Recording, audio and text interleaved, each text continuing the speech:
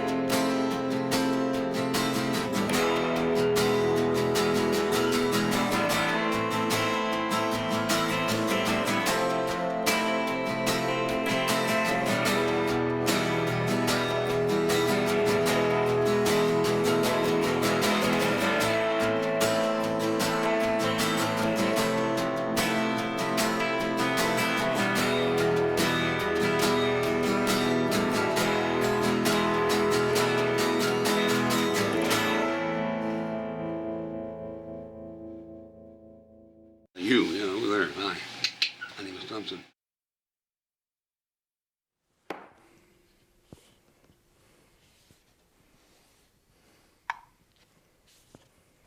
Go. That scene, Fear and Loathing Las Vegas with you as the policeman, how did it play out? Start over. Call my name like you just got here. Whatever he was, whatever species he was, it was definitely male. From 1965 till about 1975, that decade, Hunter was a mother. Could you talk to us a little bit about Fear and Loathing? Slow down with your talking. Don't make it an interview. Talk to me like you're personal. Like you don't interrupt me, you know? Hunter was made for the 60s and the early 70s. He was capable of a verbal menace that I've seen him reduce people to mist in seconds. Wait, you got to get my attention before you ask me the question. I'm giving you a scenario here. He's a guy who becomes part of the things of one's youth. He was the cherry on the cake of fun. You know, give me something to work with. Don't just shoot questions at me or I can't do it. He was a phenomenal guy. He was a mad, crazy poet. Some of the things he said to me that I remember was, you know, it's always good to act crazy first, because later you can appear normal. Here's the deal. I'm just sitting here, I'm out here by myself. You come in and you say, Gary, and I turn and look and sit up, and you introduce yourself to me and tell me what you're doing and ask me if it's okay. That'll be good. You never had a dull conversation with Hunter. He was a complete individualist. Gary? Hey. I'm here exploring the writer and the personality. What is your name? My name's Tom Thurman. Tom Thurman. Nice to meet you. I'm Gary. Gary, nice to meet you. Thanks for joining us, man. You just walked in, huh? Yeah. His writing gave pleasure to a lot of people and at the same time upset a lot of people. Yeah, Hunter was deeply serious and kind of deeply moral person, you know, who liked orgies. You got this lavalier. What's this for? Just to have two different versions of it. Good idea. Okay. Hunter, in his heart and at home and with his friends privately, was a supreme Southern gentleman. He said, I'd feel real trapped in this life right now if I didn't know that I could commit suicide at any moment. Gary? Yeah. Tom Thurman. Hey, Tom. How are you? Fine, how are you, man? I've been great. What brings you? Did you just walk in? Just walked in. That's the way I like it, you know. Just ambitiously meet people and be hospitable. What's going on? I'm That directing. dog is barking. That is not my dog. Hunter Thompson, whom I would nominate as this century's greatest comic writer in the English language. It's an honor for me to be here to discuss our top story tonight, Hunter S. Thompson. In the labyrinth that American culture became in the 1960s and 70s, Hunter S. Thompson just might have been at the center. And in a way, that center still holds. Straddling the worlds of journalism and literature, politics and rock and roll, sports and film, Thompson found himself at the intersection of some interesting times. But interesting times are the oldest of curses, and mazes have monsters in them too. Eventually, the permanent address for the good doctor became Owl Farm at Woody Creek, Colorado, a literary salon and a firing range, and a home base for his family, his first wife Sandy and their son Juan. But perhaps what Hunter Thompson liked to call the Proud Highway really started to open up for him when they ran him out of his own hometown. He was born in Louisville, Kentucky on July 18, 1937, the first son of Virginia Ray and Jack Robert Thompson, and was later joined by brothers Davison and Jim. The Athenaeum Literary Society gave Hunter his first readers, but he was already envisioning an audience on a much larger scale. So when officially invited to do so, he left Louisville at the age of 17 with a wild ambition, a fierce discipline, and the absolute conviction that he could write his way forward from there. The core of the guy, was when he'd say something and then you'd watch him laughing about it to himself and see the irony of his own words at times. And you could see, a sweet kid from Kentucky. There was this sort of, mutual kind of comprehension of what it means to hail from the dark and bloody ground, That was the term we used. We always called it the dark and bloody ground. He came from a solidly middle class as opposed to an upper class background. His dad passed away before I met Hunter, and I think that obviously had a big influence on Hunter's upbringing in his adolescence. Hunter didn't have the discipline in his life growing up that others had, perhaps because his father left him early. This manifested itself in not liking authority. You were looking for a bomb and a package of cigarettes? Take your seat. I'm sorry. It's all right, I'm in control. I'm not sure about these people, though. Hunter was in my life as long as anybody. I knew him, he's in my first memories from the neighborhood, along with my family. One of our activities was to go to the Airway or the Uptown Theater on Saturday.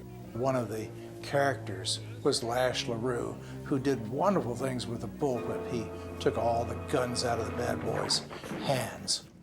And I remember taking him home to this house, his home. And I occasionally would walk upstairs to his bedroom. And his bedroom was lined with books. And where I would go home and go to sleep, Hunter would go home and read. What I learned from Hemingway, mainly. I think Hemingway, the best lesson from him. I had quarrels with some of his prose or writing, here and there. But what he taught me was that you can want to be a writer and get away with it. He chose, rather than writing original copy, to retype books like The Great Gatsby, and a lot of Norman Mailer, The Naked and the Dead, a lot of Hemingway. He would sit down on an old typewriter and type every word of those books. He said, I just want to feel what it feels like to write that well. If you type out somebody's work, you learn a lot about it. Basically, it's music, I think. Yeah. And, from typing out parts of Faulkner, Hemingway, Fitzgerald. I mean, these were just, these were writers that were very big in my life and the lives of the people around me. So, yeah, I wanted to learn from the best, I guess. This essay appeared in the Athenaeum Spectator, 1955. The title of the essay is Open Letter to the Youth of Our Nation. Young people of America, awake from your slumber of indolence and hearken to the call of the future. Do you realize you're rapidly becoming a doomed generation? Do you realize that the fate of the world and of generations to come rests on your shoulders. O ignorant youth, the world is not a joyous place. The time has come for you to dispense with the frivolous pleasures of childhood and get down to honest toil until you are 65. Then and only then can you relax and collect your Social Security and live happily until the time of your death. Signed, fearfully and disgustingly yours, John J. Righteous Hypocrite. His interaction with society moved from play, experimentation, to antagonism, to aggression. What began to be pranks turned into vandalism, and what used to be handled between parents began to involve the police. Well, the first real watershed, I think, in Hunter's life was when he was picked up and put in jail. A juvenile judge gave him the option of going to reform school or going into the military. Hunter selected the military, went into the Air Force, started writing for a base newspaper, and began his journalism career. I was a juvenile delinquent. I was the Billy the Kid of Louisville. Growing up in Kentucky, living in the panhandle of Florida, moving to Pennsylvania, then to upstate New York, and New York City, then to Puerto Rico, then living in Bolivia and Brazil and Venezuela, and traveling all over South America, then coming back and living in Big Sur, and then living in Glen Ellen, California, and then going down to Los Angeles all the time, then coming out to Woody Creek.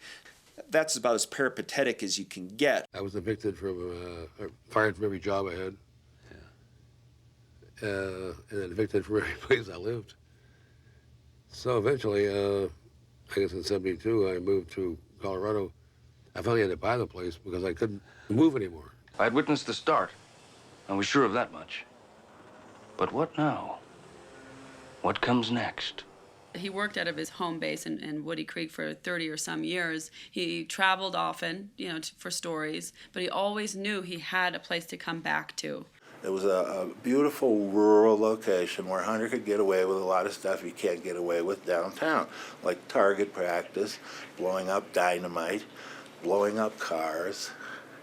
Hunter got a big rush out of putting a half a case of DuPont dynamite, 25 pounds of black powder, 5 gallons of gasoline inside an old Jeep Cherokee and blowing it 300 feet in the air. You can't do that across the street here.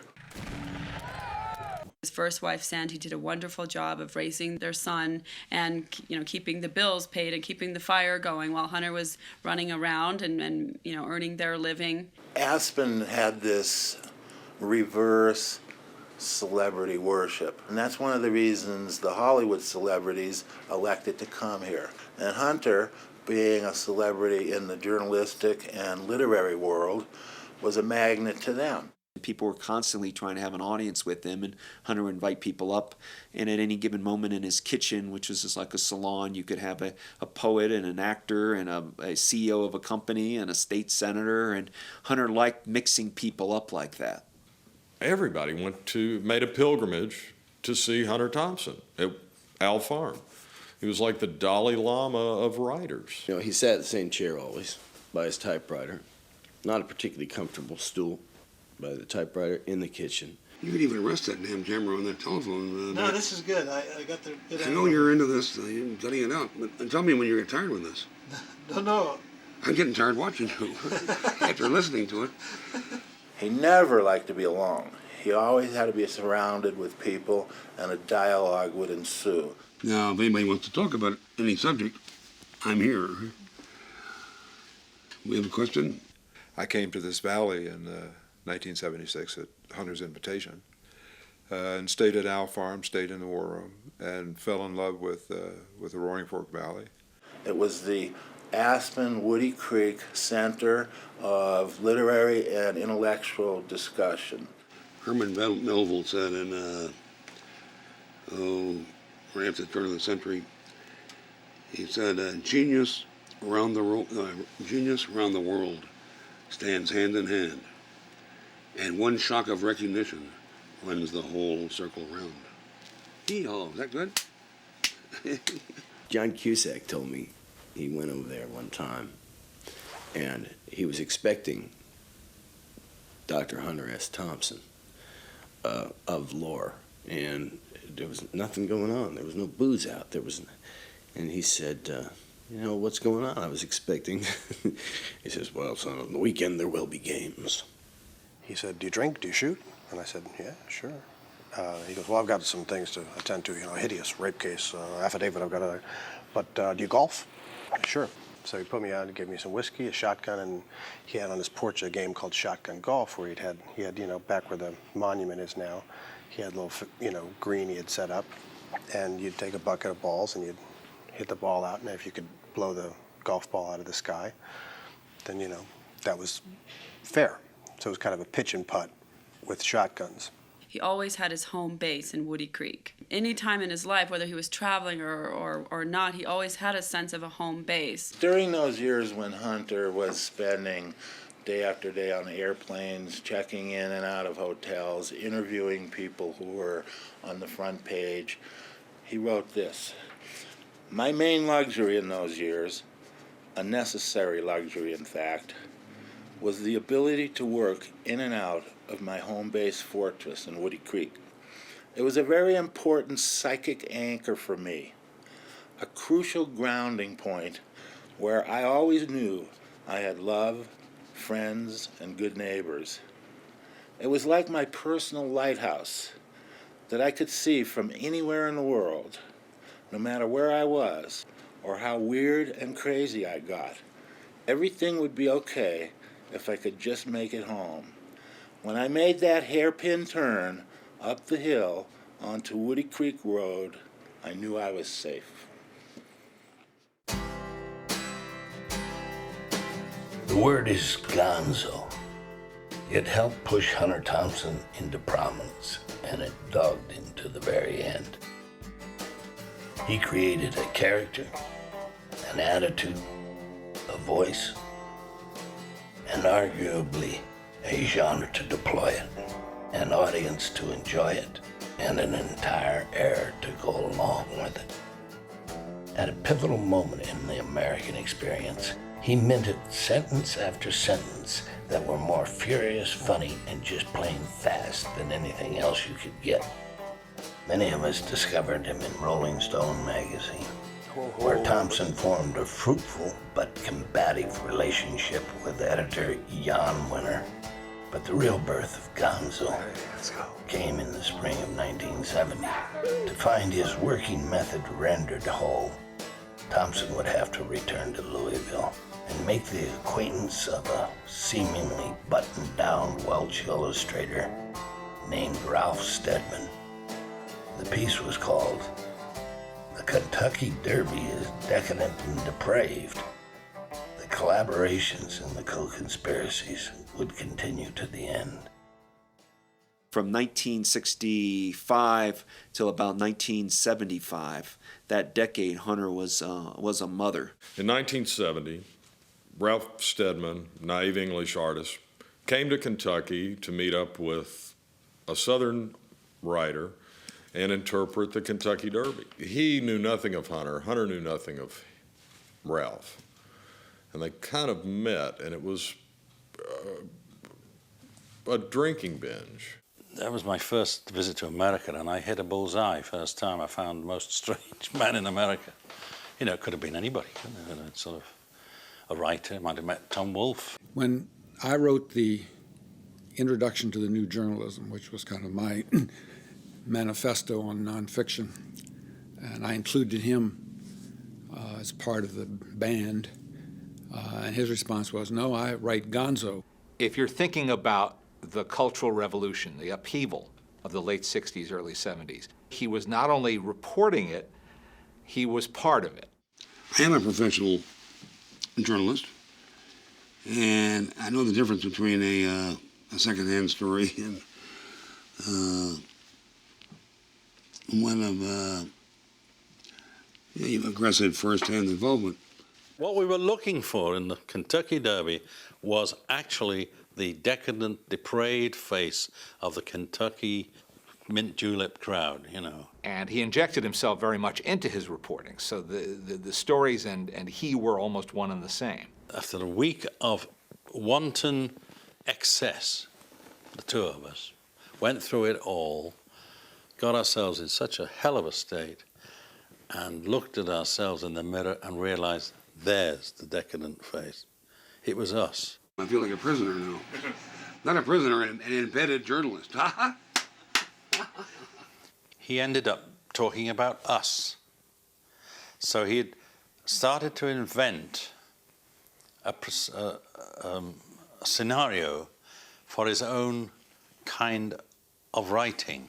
I think his main energy source was taking what we called journalism and making fiction out of it. With an hour or so to kill before we had to catch the plane, we spread his drawings out on the table and pondered them for a while, wondering if he'd caught the proper spirit of the thing. But we couldn't make up our minds. The truth in what Hunter wrote is in equal balance with the imagination. His hands were shaking so badly that he had trouble holding the paper, and my vision was so blurred that I could barely see what he'd drawn. Shit, I said. We both look worse than anything you've drawn here.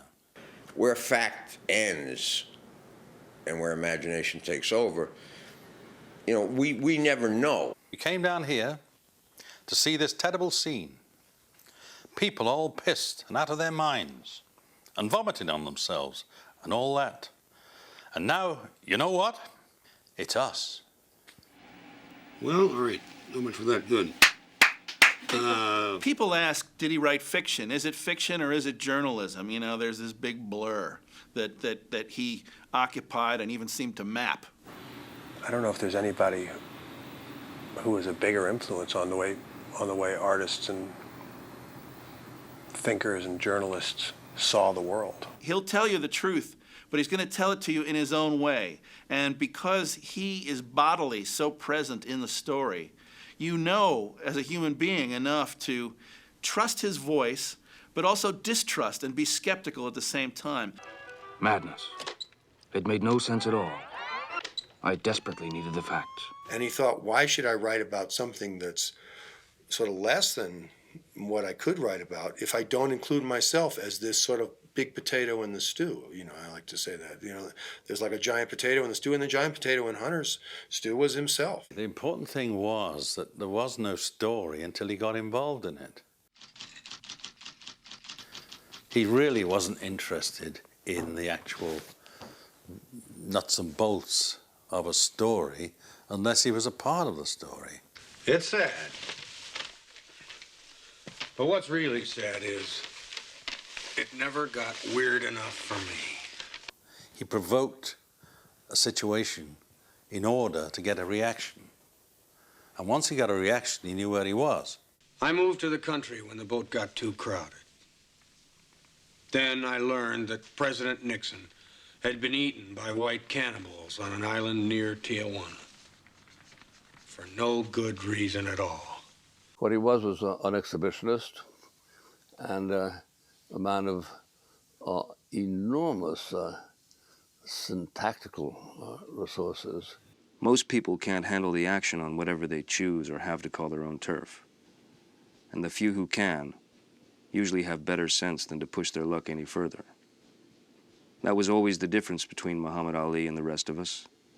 He came, he saw, and if he didn't entirely conquer, he came as close as anybody we are likely to see in the lifetime of this doomed generation.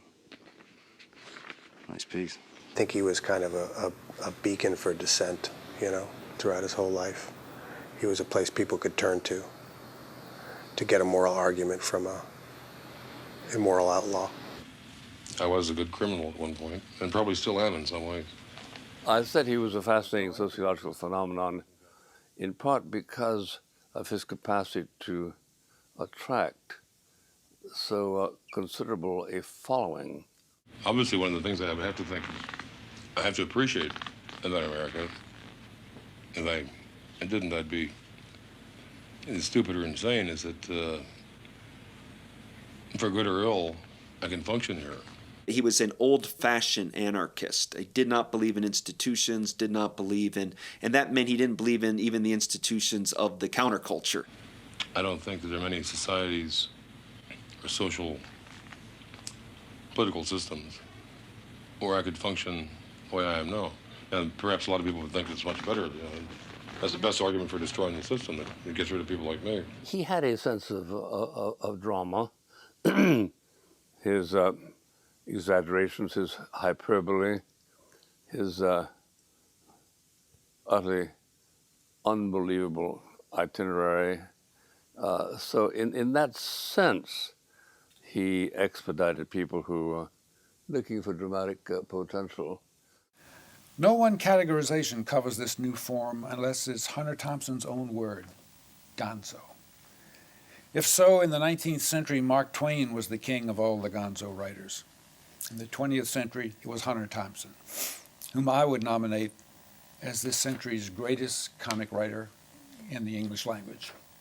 George McGovern and Hunter, are linked throughout history by Hunter's, not only his work, Fear and Loathing on the Campaign Trail, but their friendship over the years. He was always interested in the concept of evil and wickedness, and he frequently saw it in high places that other people had learned to live with. Richard Nixon represents the dark side of the American dream. Richard Nixon stands to me for everything that I would not want to have happen to myself or be around. He stands for everything that I not only have contempt for, but dislike and think should be stomped out. For years, I've regarded Nixon's very existence as a monument to all the rancid genes and broken chromosomes that corrupt the possibilities of the American dream. He was a foul caricature of himself, a man with no soul, no inner convictions, with the integrity of a hyena and the style of a poisoned toad. Tonight, I again proudly accept that nomination for President of the United States. I couldn't imagine him laughing at anything except maybe a paraplegic who wanted to vote Democratic but couldn't quite reach the lever on the voting machine. But I have news for you. This time there's a difference. This time we're going to win. That's as mean as you can get. He was a villain all my life. He was a villain before he ran against Kennedy, or Kennedy chose to run against him in the 60s, in 60. And the more I knew him, the more I was around him, the more I covered him, the more of a villain he was. He was a twisted beast of a man.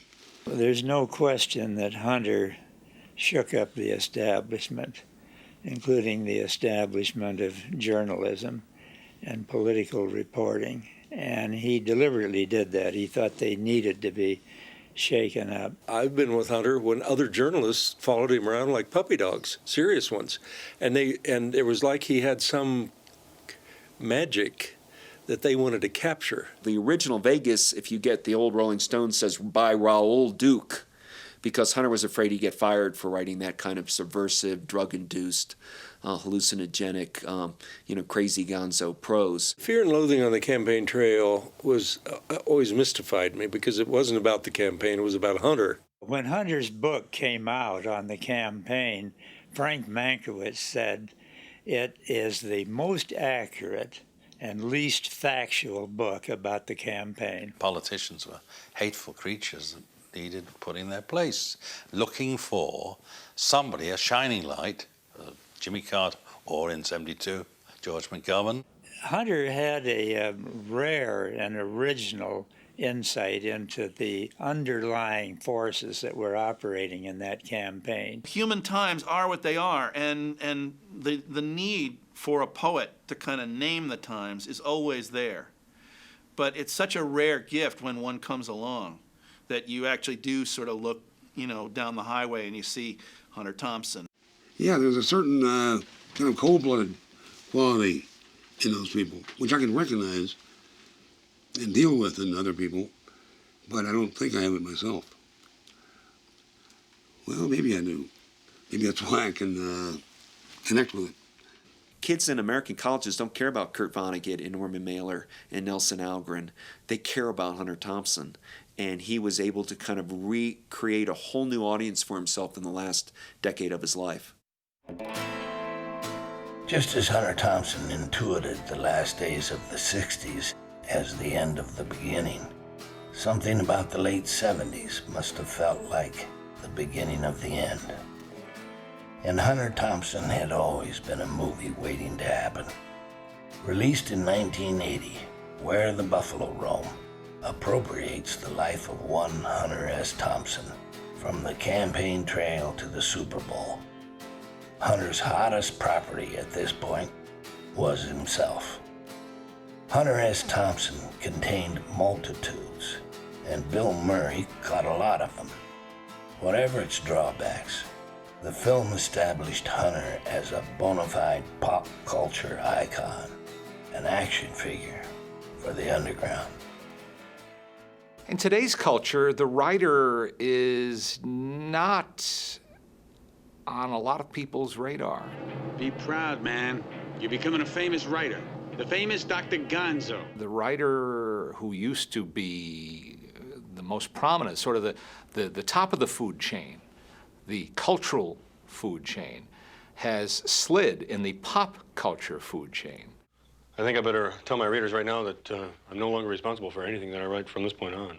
He built a reputation so that even people who didn't necessarily read him knew about him or knew of him. Any writer in America writing popular books was hoping they have a movie adaptation of their novel, hoping that they can get some extra money. Writing's a very hard business, and you don't make very much money. A writer like Hunter Thompson is going to naturally appeal to actors because on paper he creates for himself such a role, such a dramatic figure, that, as is true of all readers, actors say to themselves with a special intensity, I want to be that man. Hunter exercised tremendous charm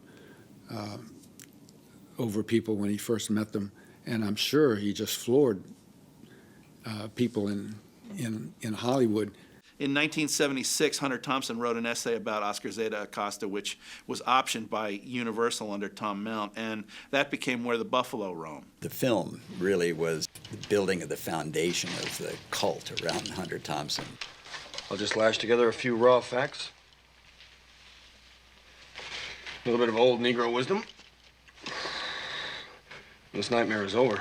He just captured whatever was going on in the 70s, you know, I mean, whatever was going on, he had that kind of thing that he was the voice of it. I mean, it was part Bozo the Clown, part philosopher, part, you know, he was armed, he was drugged. It was like, how could you not make a movie about that?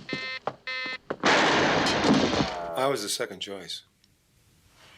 I think originally they wanted Dan Aykroyd and John Belushi to play the parts of Hunter and his lawyer. And when they went to make the Blues Brothers, they had to find someone else, and they asked me and Peter Boyle. Bill Murray inhaled Hunter Thompson in his research and the way he did. He literally inhaled him like Hunter inhaled an 8-ball. I mean, it was, he became this guy. And I'm not sure the movie ever lives up to what Billy did, but what Billy did was a phenomenal recreation. I mean, it's as if Hunter got inside of Billy like some sick, incurable disease. Kid, somebody stole my wallet. He did a wonderful job in Where the Buffalo Roam of really capturing Hunter, and he also spent time with Hunter and followed him around and soaked him up and came back with this great portrayal. After a few weeks of shooting, I said, you know, there's really something that's not here, you know. There's no scene with Richard Nixon, which is kind of key to the film. And they got a Nixon look-alike guy to play Nixon, and, you know, Hunter, you know, talked with me, and he basically, you know, figured out what this could be. He gave something else of himself and created something for the movie that wasn't there. Hi, sir. Harris from the Post. Good to see you again.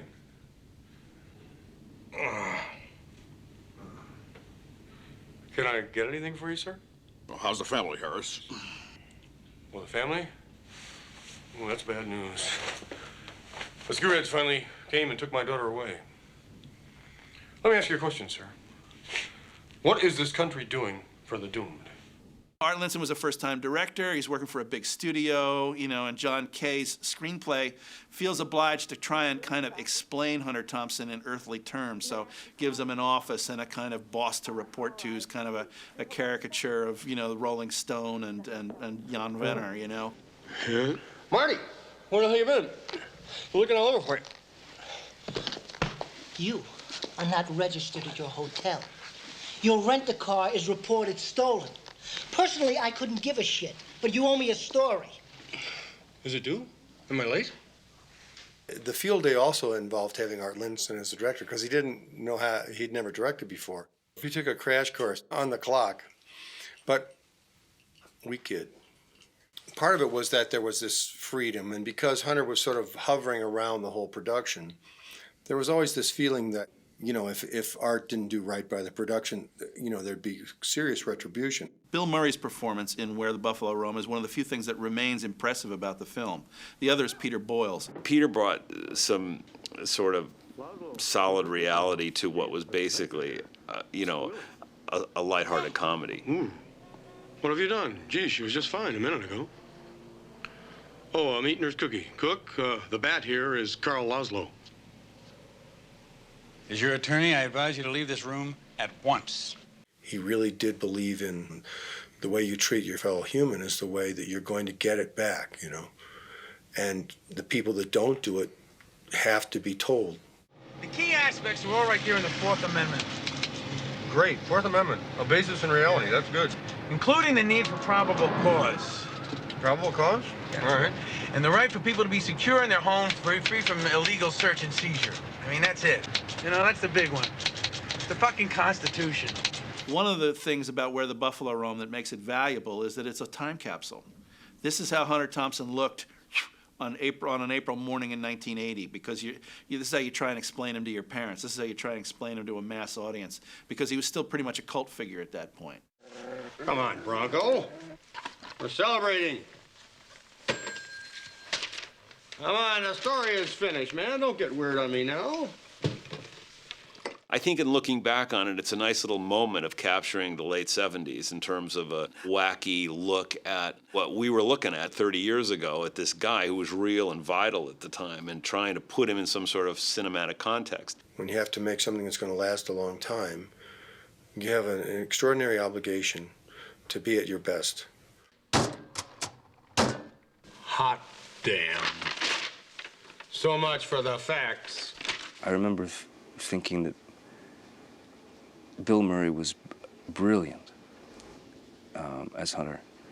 Way before I'd ever met Hunter, I just thought Bill did a great job. He's just genius, I've been without sleep for 80 hours, so I'm beyond simple fatigue.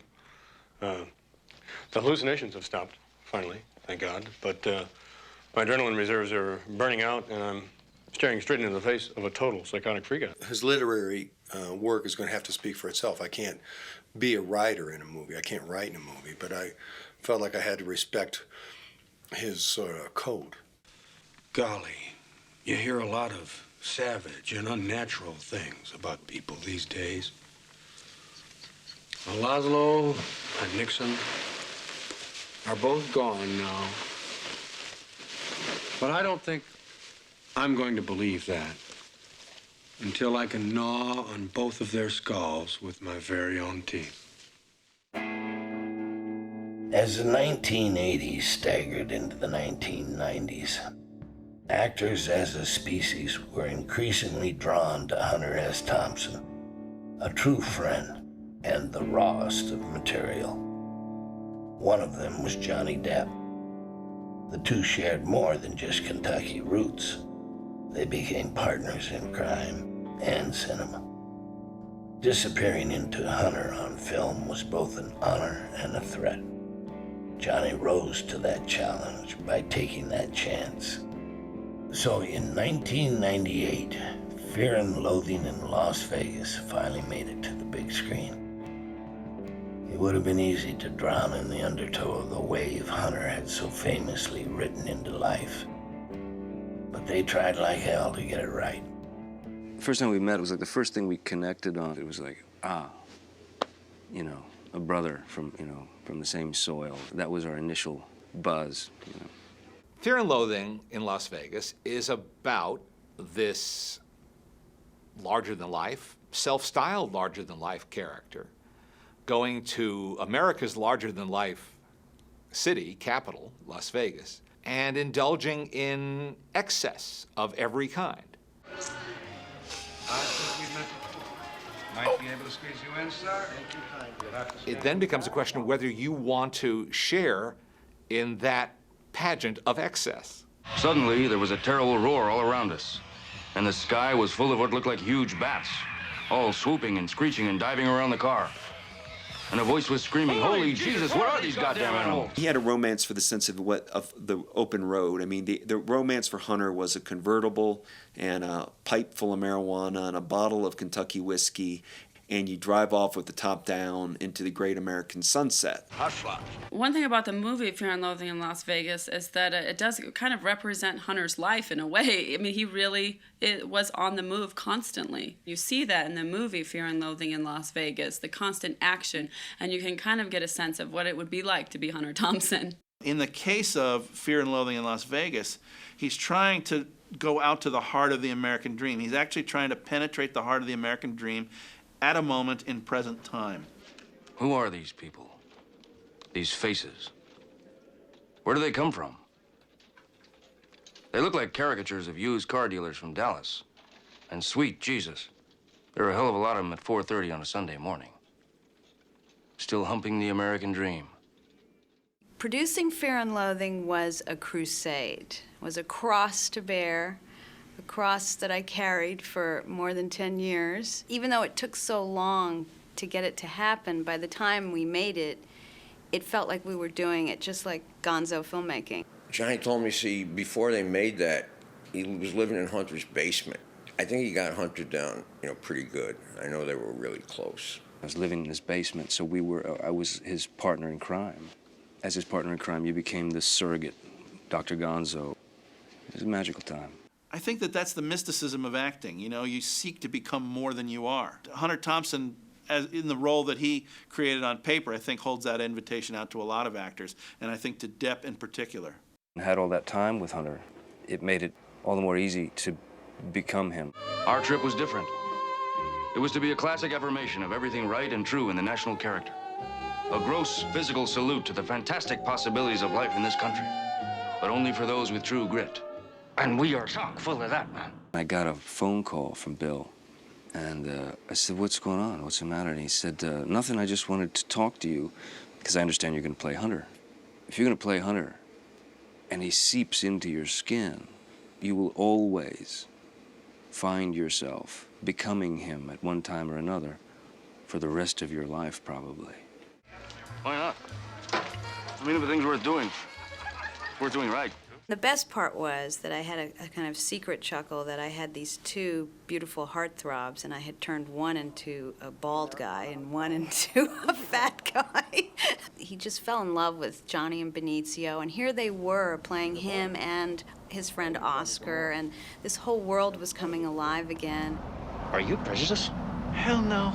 I didn't think so. If you're a writer and you're seeing your book being made into a movie, you might have some issues that you may not even be able to explain. But what he loved about the movie was Johnny. Johnny got him really good in the movement of him. Those of us who had been up all night were in no mood for coffee and donuts. We wanted strong drink. More time I spent with Hunter, the more I appreciated what Johnny did in that movie. We were, after all, the absolute cream of the national sporting press. One of Depp's great gifts as an actor, it's the thing that he can trade on, is the fact that he seems kind of ageless.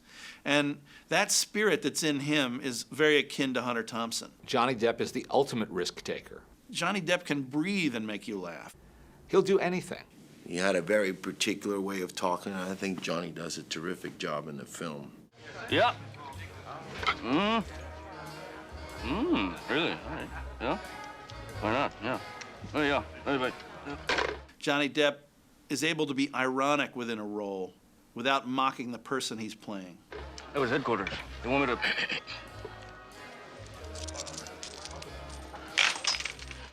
I think what Benicio brought to the film is something that Hunter knew as Oscar Zeta Acosta, the brown buffalo.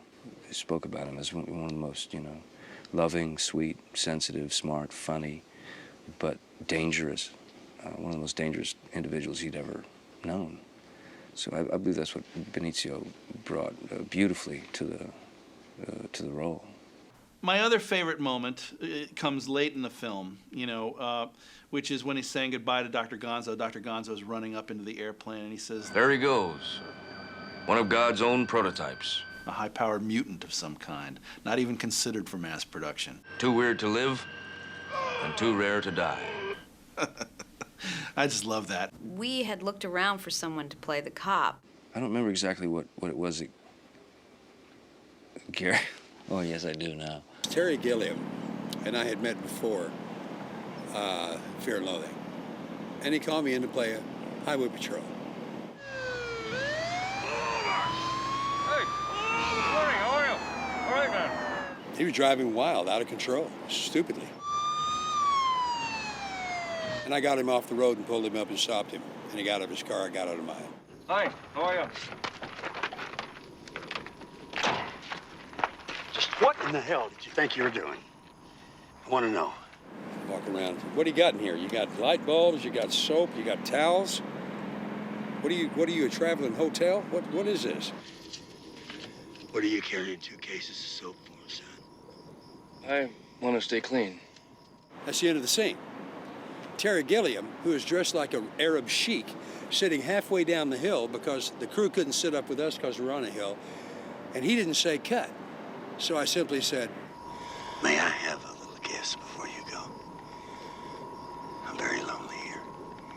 Yeah, he started talking about how lonely he was out there in the desert all alone. Lonely cop, and he wanted a kiss or something, right? Picked Johnny up and laid him on the trunk, and there went Gilliam laughing and haunting and rolling down the hill. A good portion of these critics, were freaked out by the film. I mean, some people walked out feeling, like high, like too high. I remember saying something like, I feel a bit lightheaded. Maybe you should drive. It was one of these rare movies where the drug stuff seemed to be real. The drug and the booze stuff seemed to be real. Get in. I remember Johnny walking sideways, going into the casino. Ah, devil ether. It makes you behave like the village drunkard in some early Irish novel. Total loss of all basic motor skills. Blurred vision, no balance, numb tongue. The mind recoils in horror, unable to communicate with the spinal column, which is interesting because you can actually watch yourself behaving in this terrible way, but you can't control it. And buying a monkey, trying to buy the monkey, and things like that. Listen, let's get down to brass tacks here. How much for the ape? What did you think of the movie? About you? That's funny. Johnny Depp asked me that question last night on the telephone. I called him, and I said, well, what do you, do you hate me? And he said, oh, no, man. He said, Jesus Christ. These words just flew out of his mouth. He said, no, man, it was like an eerie trumpet call over a lost battlefield. It really was less of a job than it was a love letter, or a salute. Hunter gloried in excess and lived for it. The depth of his appetite is legendary, and the word more remains his byword. Who knows what he was feeding? His work, his play, his talent, his addictions, his lust for life. And that life was lit night for day, around a table in the kitchen and over a phone. Hunter liked to keep in close touch and just out of reach.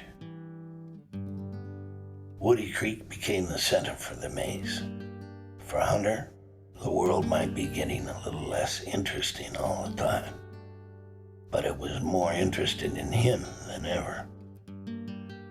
And there was always the business of having to be Hunter S. Thompson, a real man inside a booming franchise, the same concerned owner and operator for these many years. There was a Rabelaisian touch in Hunter Thompson. A drug person can learn to cope with things like seeing their dead grandmother crawling up their leg with a knife in her teeth. But nobody should be asked to handle this trip. His was a life of excess. And you name the area, and he was excessive in the way he participated in that area. How long had I been lying there? All these signs of violence. What had happened? Anybody who could consume as much as he did is eo ipso phenomenal. There was evidence in this room of excessive consumption of almost every type of drug known to civilized man since 1544 AD. The day always started for Hunter, usually in the afternoon, which started breakfast. It's a sad state of affairs when this reporter has to go heavily armed to breakfast. And what a breakfast it is. Still alive, still kicking. 6 half grapefruits, 4 Bloody Marys, a couple of tequilas, pack of cigarettes, and, two pitchers of coffee. Could I have another round, please? Of cocktails. Everything. Cocktails, food, Super Sunday. You got to store up as much energy as you can a day like this. I start with Chivas and water on the rocks, orange juice, grapefruit juice, coffee. That was it. That was a beautiful spread for him.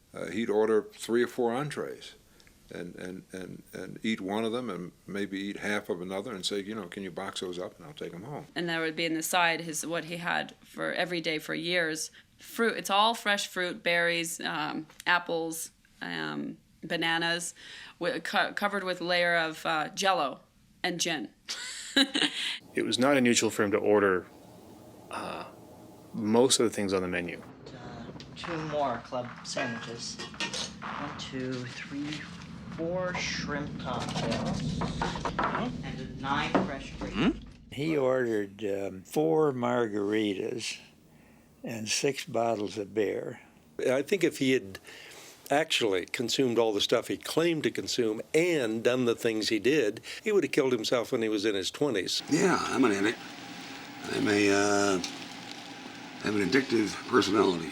And this waitress kind of looked nervously and giggled a little, and she said, "Sir, are you expecting some other people? I can get you a larger table." He says, "Well, I don't want a larger table. I want 6 beers and 4 margaritas. You speak English?" Ultimately, of course, Hunter Thompson couldn't satisfy his appetite, such as there was, for life. But what the hell? You can't win them all.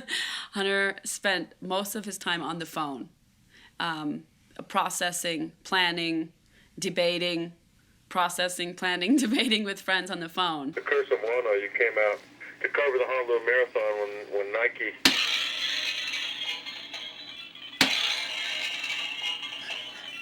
Okay. Did something go through the window? Yeah, don't worry about it. And he kept the hours of a vampire bat. He'd get up around 6 p.m. and go to bed when the sun came up, and he trained his clientele to pick up the phone at 4 in the morning in New York City and not to call him at noon because they weren't going to get through. The bulk of the friendship always happens between, 12 o'clock at night and dawn on the phone. I miss talking to him late at night. Getting that phone call at 4 o'clock. I think someone, I don't know who it was, but someone said, now I know if that phone call comes at 4 o'clock in the morning, it's going to be bad news. Any call I got between 12 and 6 was either Hunter or bad news. Sometimes both. Sometimes Hunter with bad news. And now when my phone rings at 4 in the morning, it always used to be Hunter. Now I think it's a tragedy, because no one calls me at 4 in the morning unless it's a tragedy. And I wish I had kept all of those recordings, because sometimes I wouldn't answer the phone, and Hunter would go on for 15 minutes. Whenever one got stuck on something, whether it was dealing with current politics or something creative that you were up to, whatever it is, I could always just go on speakerphone with a drink in my hand and call up Woody Creek. And whatever it was that came out of a conversation with Hunter, there was something better that would come out of me on the next go around when I was by myself. You know, it was, he was a shot in the arm like no other. Man, it was hard for me to concentrate. That's all I can say. Hey, drugs are no excuse, John. You know that? I've told you that a lot. Okay. Okay. And I pick up the phone and he goes, "What if I just beat the fuck out of you right now? Huh? What if I just beat the fuck out of you right now?" And I go, "Hunter, what the fuck?" Right? And he goes, "Well, that's what you told me the first time I met you, right? Well, what if I beat the fuck out of you right now? Oh, by the way, I just got married." I think it's important for people to know that even weeks prior to Hunter shooting himself, he was calling Ralph and they were talking about new projects down the road and things Hunter wanted Ralph to work on with him. Ralph, you filthy little animal. You dirty little beast. Hi, Ralph, it's Hunter. And I have a job for you. This one's going to be for you. I know, don't say it. I'm a little high, Ralph. I've been writing many weird pages on this article for Jan, which is due on Friday. This coming Friday. That's my deadline. Who else but you would I turn to when we want to kick ass? So give me a ring. Thank you. Next, saved message. Ralph, something's wrong with my head. I'm seeing golf balls and little green men in yellow raincoats right outside my door and calling my name. All right, let's try to coordinate ourselves here. Yeah, get this fucking thing done in a big way. We're gonna have to make a serious splash with this. And I'm not sure the pig fucking thing is the best. I'm not sure myself. God damn, I wish I could go out and kill some animals. It's almost dawn here. And the first ray of the sun coming over the mountains, I will be out killing things. Whatever I can find. So, thank you very much. Good night. The difference between the public hunter and the private hunter is that Hunter, in his heart and at home and with his friends privately, was a supreme Southern gentleman. Yeah, let's see. Oh, yeah. She comforts me, calms me down. I don't know if that always gets out into his persona in the public, like the Raoul Duke and the Hunter Thompson show. I have no idea whether you think you're taking or making a film about Duke or Thompson. I haven't thought about it until now, and I'm filling with hate and rage right now just thinking about it. Go ahead. No one could ever live up to the image of Hunter S. Thompson, not even Hunter. Right alongside me, this myth is growing and mushrooming and getting more and more warped, and like when I go out to, when I get invited to speak at, say, universities, I'm not sure if they're inviting Duke or Thompson. Hunter Thompson, ladies and gentlemen, thank you. There was a huge gap between the substance of Hunter and the image of Hunter. For a business meeting or dinner or even a social occasion, he understood that often the Hunter character was expected to be there, not just Hunter. The pitfall that any notoriously popular and notoriously well-known artist is beginning to believe your own myth. He became a prisoner of his own cult, I think, that evolved out of almost accident. I don't think he realized it was going to take off quite the way it did, or that he would then have to maintain that status. I have no choice. I have to solve this problem. So I suppose that my plans are to figure out some new identity. You know, I have to kill off one life and start another one. He was trapped by a mythology he created. I think you would probably admit that. People had certain expectations of him, I'm sure. And that must have been very difficult.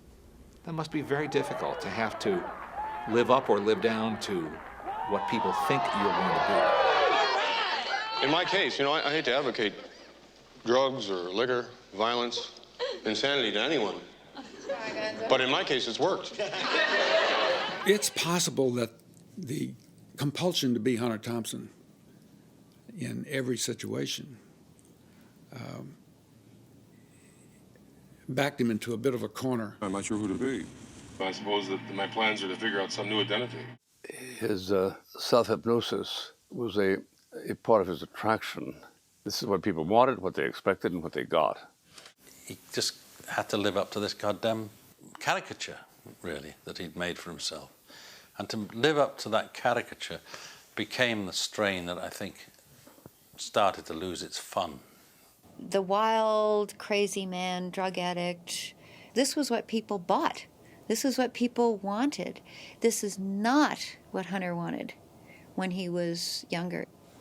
This was not who he wanted to become. I'm really in the way as a person, and the myth is taken over. And I find myself, in an appendage. I'm not only no longer necessary, I'm in the way. It'd be much better if I died.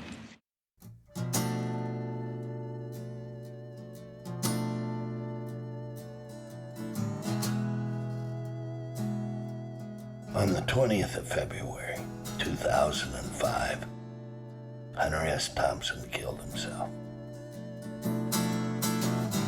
Everybody has his reasons. Being Hunter, he left a note. It stands on the page like a poem, and it reads, "Football season is over. No more games. No more bombs. No more walking. No more fun. No more swimming. 67. That is 17 years past 50. 17 more than I needed or wanted. Boring. I'm always bitchy. No fun for anybody. 67. You are getting greedy. Act your old age. Relax. This won't hurt." It was like, something had been somebody just removed something from your body, you know? That's what it felt like. Hunter, more than most people lived on his own terms. And he was going to do his death on his own terms, too. I respected the fact that he was incapacitated, but I could see how demoralized he was. And I think he put the physical demoralization and debilitation together with the lack of creative juices and energy. And he just said, now's the time. To try to imagine Hunter Thompson, fighting for every last breath in a hospital bed, hooked up to all sorts of tubes, that's just not him. Sometimes he'd get up in the middle of the night and fire his shotgun off into the night. I thought he'd do something like that. I never thought he'd turn that gun on himself. He was going to go out when he was ready to go, the way he wanted to go, and he wasn't going to let anybody else decide that for him. The first instinct was to romanticize the exit.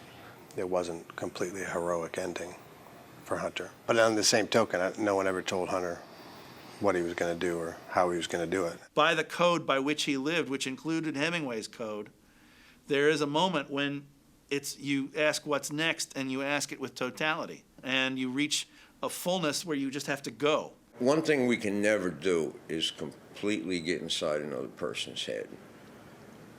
Who knows what Hemingway was thinking of? Who knows exactly what Hunter was thinking of? I knew that he'd had some back pains and some illness and so on, but I thought Hunter was a true lover of life. And I always thought that no matter what his health situation was or what problems he was going through, that somehow he'd hang on. At 67 years old, he had lived a very hard life.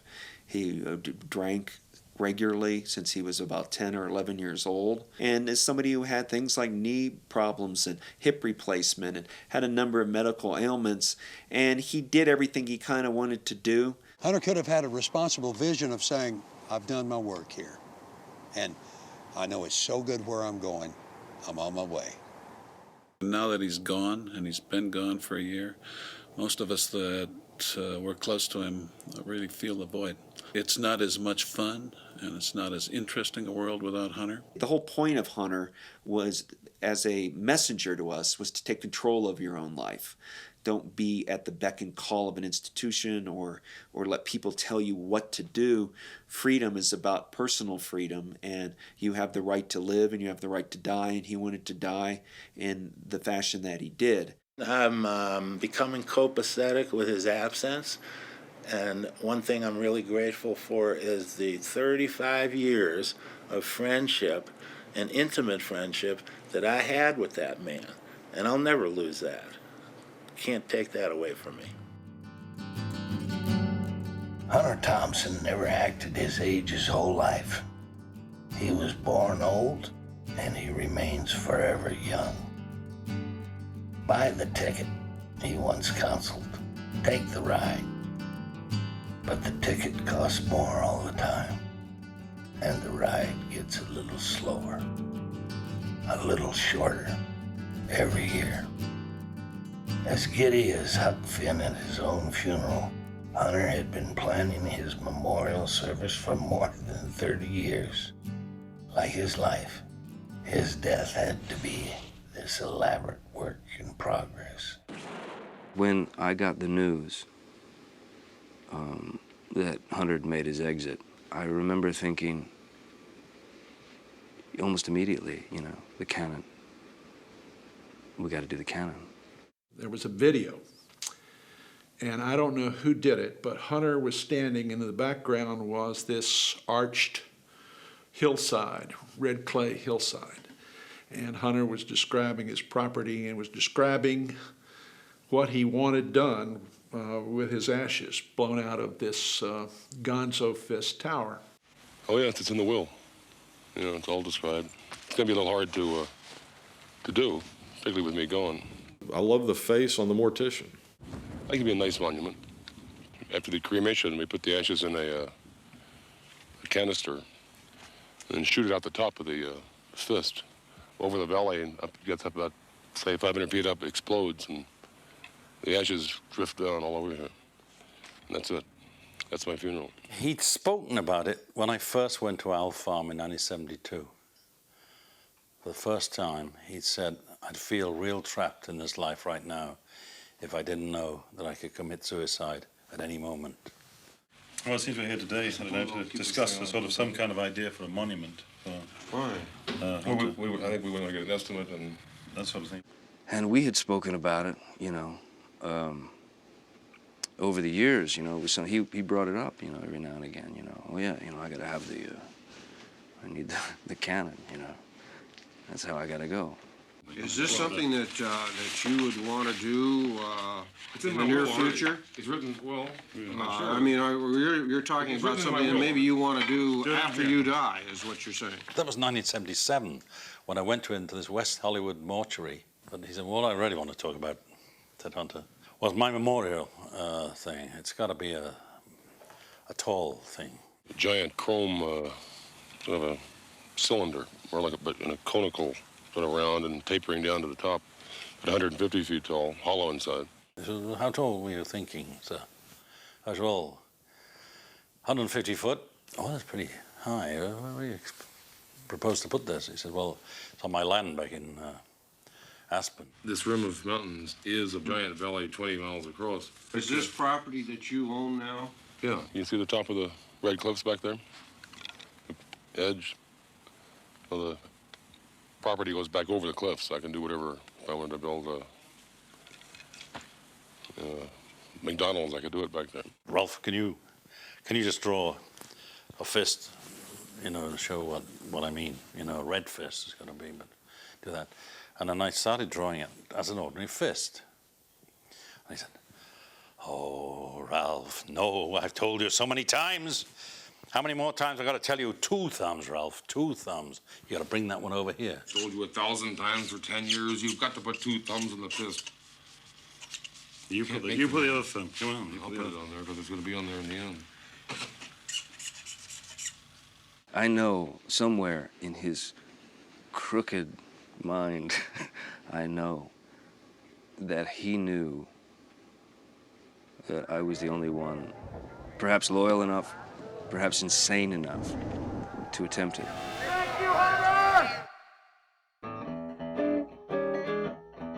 Hunter S. Thompson is gonna last forever. 'Cause he was always real gone. The laughter and the outrage he forged so bright and fast will never go out of style. Above and beyond his own luncheon, Hunter S. Thompson will continue to stand for possibility itself. And the more unlikely, the better.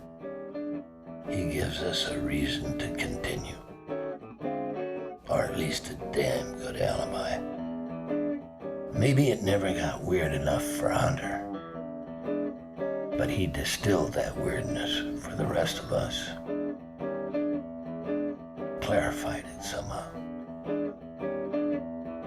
And for this act of alchemy, we owe him our enduring thanks.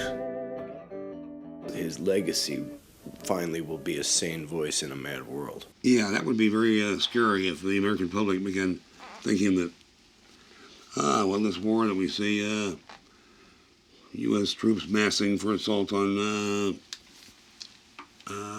Baghdad. Oh, boy. Well, a lot of people are going to be killed in that. And you may be one of them. You could be one of them. What he did do was inspire devotional encomiums from people who included blood relatives of my own, my son Christopher, and superstar mentors like Tom Wolfe. Hunter's life, like his work, was one long barbaric yelp, to use Whitman's term, of the drug-fueled freedom and mockery of all conventional proprieties that began in the 1960s. In that enterprise, Hunter was something entirely new, something unique in our literary history. Ding, ding, it's fun. There is a feeling with certain people, whether we know them or not, that they're breathing the same air at the same time that we are, that makes the world a better place to live in. Hunter was one of those characters. Hunter Thompson elicited the same kind of admiration one would feel for a streaker in Queen Victoria's drawing room. God damn, all right, this is fun. Hunter's greatest influence was on inspiring people to just have faith in their own feelings and thoughts and do whatever the fuck they wanted to do. As long as people read American English, Hunter Thompson's voice is going to sing loud and clear. He had and has such a fervent following. They're passionate, they're loyal, and they see him as a kind of an avatar of a period, of a movement, of a way of thinking, and of a way of writing.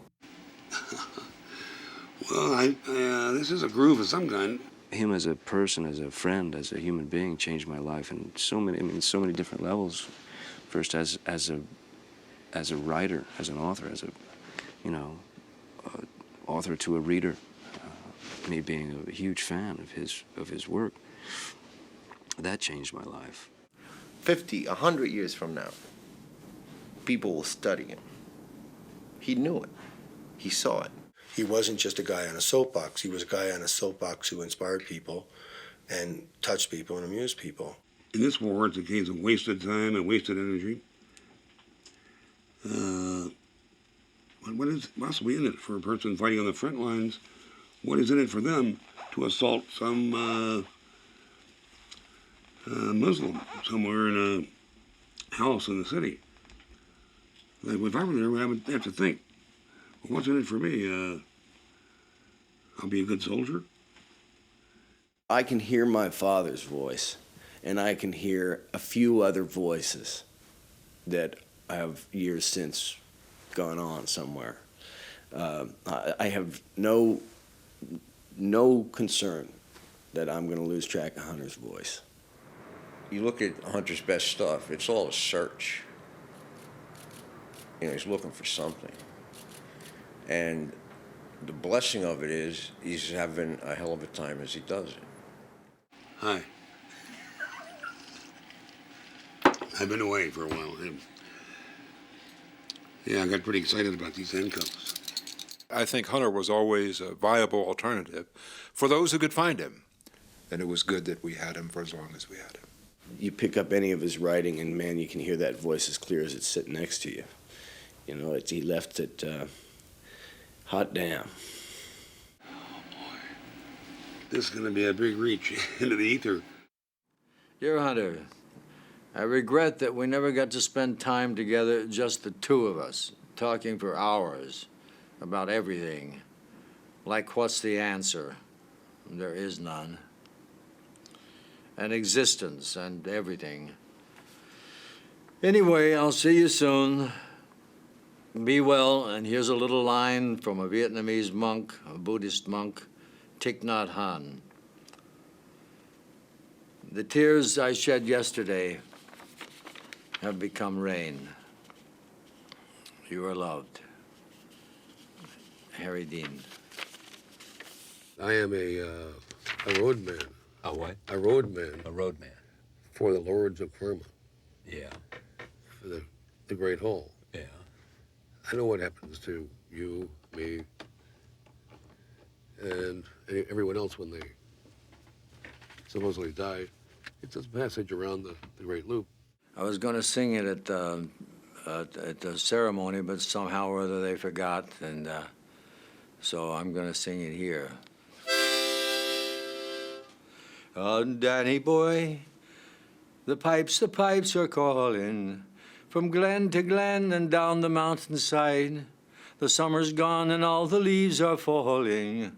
It's you must go and I must bide. But come you back when summer's in the meadow, or when the valley's hushed and white with snow. It's I'll be here in sunshine or in shadow. Oh, Danny boy, I love you so.